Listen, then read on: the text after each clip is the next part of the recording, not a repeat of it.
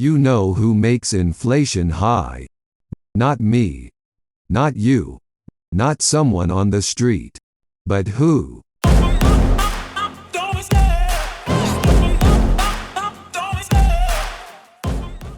Turkey is in the midst of a historic financial catastrophe.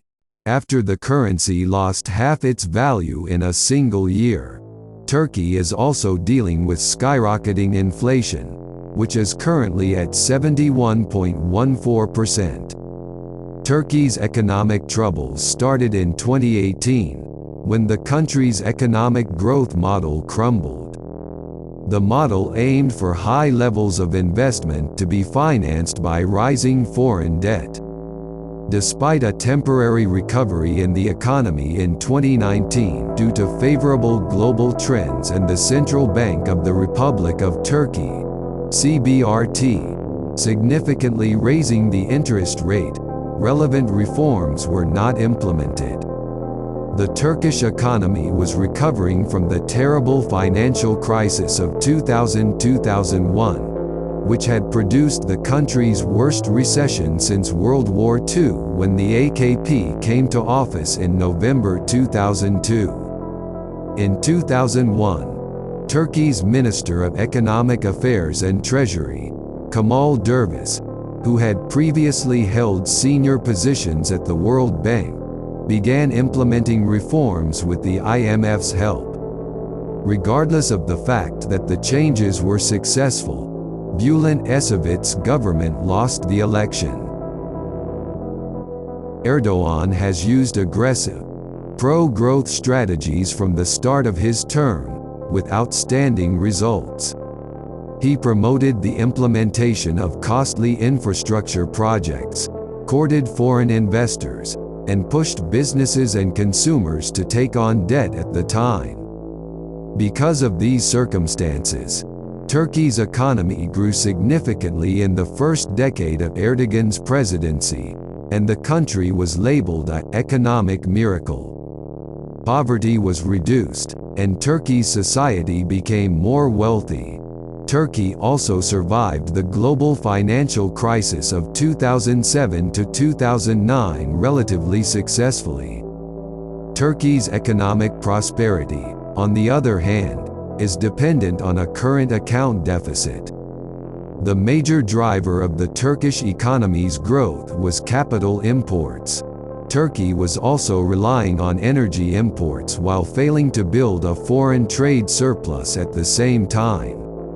Some voices had been arguing since 2010 that Turkey's economy was on the verge of overheating, and that it needed to move toward sustainable development. They began the process of consolidating the power and creating a system in which the economic policy is subordinated to the party's interests. In 2013, Turkey struggled with serious internal problems. While after 2002 the Turkish government allowed some flexibility in economic matters and adjusted its economic policy to external conditions, this flexibility decreased since 2016. The government began to subordinate the economy to its political objectives and to strengthen its supervision over the key economic areas. The expansionary monetary policy allowed Turkey to maintain a relatively high rate of economic growth. The expansion resulted in foreign exchange imbalance, rising inflation and the weakening of the Turkish currency. Turkey's external debt reached $450 billion at the end of 2017, while the central bank's foreign reserves amounted to $85 billion. To stimulate the rapid growth, the Turkish government decreased taxes, introduced subsidies for businesses and loan guarantees for the private sector. The S&P credit rating agency downgraded Turkey's rating from BBB to BBB and warned of an overheating of economy. In mid-2018, Turkey invested nearly $18 billion in foreign bonds and stocks, deepening the financial meltdown.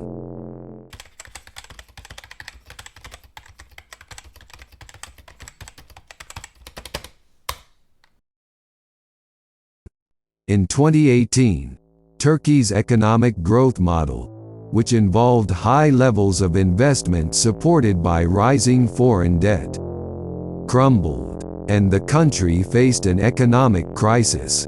In November, inflation topped 25%, and the Turkish lira lost a significant amount of value. In August 2018, U.S. President Donald Trump increased taxes on Turkish steel and aluminum imports, causing the Turkish lira to drop by 20% within days after the decision.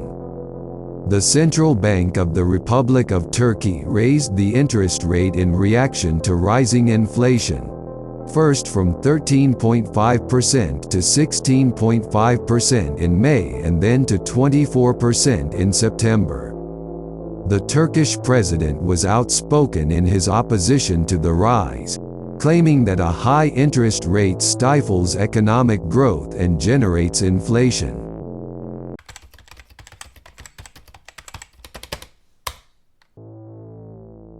Turkey's president pushes the central banks to maintain low interest rates in order to support the economy. Meanwhile, he strongly opposes high interest rates, arguing that they slow down the economic growth and fuel inflation.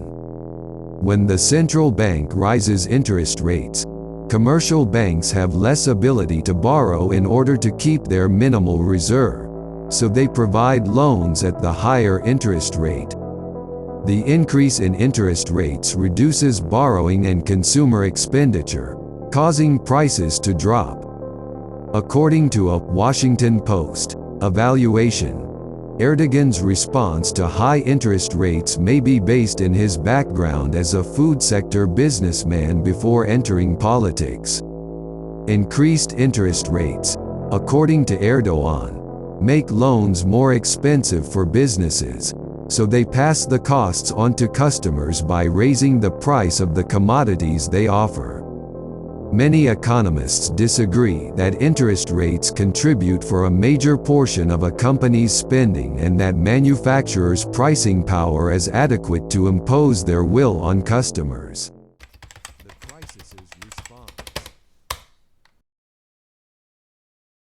The government launched the New Economic Model on November 30, 2021, in response to the worsening economic crisis. According to the policy, a low central bank interest rate and a weak Turkish currency should make local resource-based exports more competitive. The government is also implementing ad hoc policies to temporarily stabilize the economy, including CBRT interventions in support of the Turkish lira, loans from its own banking sector, and loans from other central banks, notably China and Qatar.